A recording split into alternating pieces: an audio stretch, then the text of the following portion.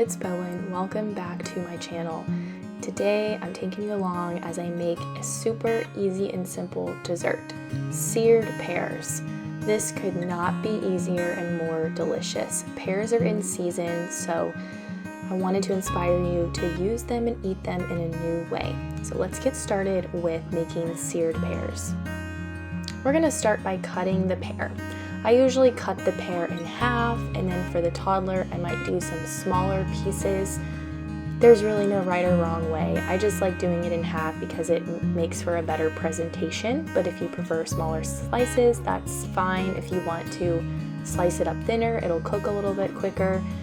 There's lots of ways to do it, so just find out what works for you after you try it a few times.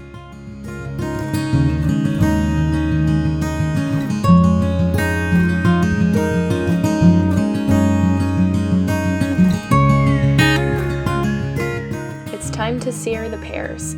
You need to use a cast iron or stainless steel pan if you want to get that good browned texture, that nice seared texture. It's not really achievable with a non-stick pan. So stainless steel or cast iron. You want the butter to be nice and hot. You can tell if it's hot if you sprinkle a little bit of water in the pan and it bubbles. That means it is ready to go. I keep it on medium-low heat. You can see I'm adjusting it a lot. I just always make sure that I don't smoke any oil that I am cooking.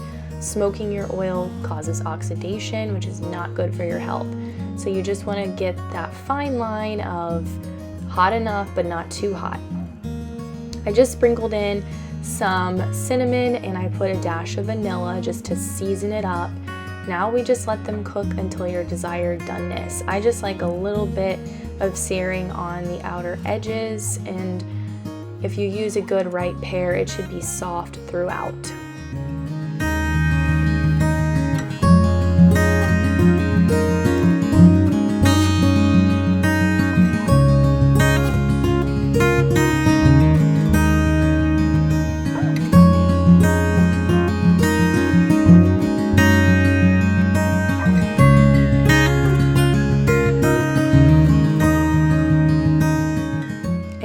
Just about done. You can see there's a little bit of browning going on there.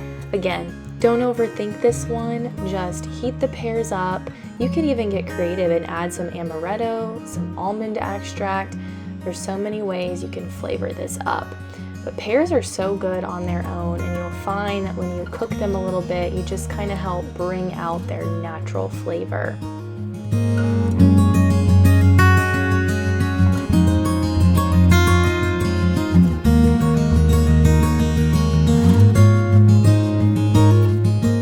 I'll be serving this dessert with some heavy whipping cream. So I just get the regular heavy whipping cream, put it in my stand mixer and beat it on high until it turns into whipped cream. That's another thing that's really simple. It seems complicated, but it's really just as simple as whipping some air into the cream. There is nothing like some homemade whipped cream. I don't even add sugar to it. It's so good the way it is. I just put in a dash of vanilla and we're good to go.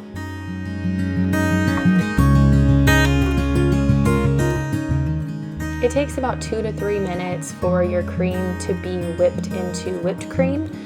It just also depends on how much cream you are whipping. So this only took about 2 minutes. There's so many factors, how fresh it is, if it has any gums in it.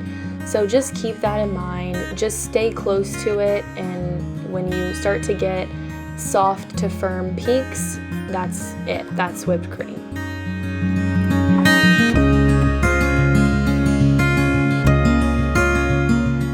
Here's the finished product, a beautiful seared pear, and I am going to top it with some of that fresh whipped cream. It's gonna immediately start to melt, but that is okay with me. It's still so delicious. I hope you give this recipe a try and let me know if you do. From my kitchen to yours, I wish you the best of health for years to come.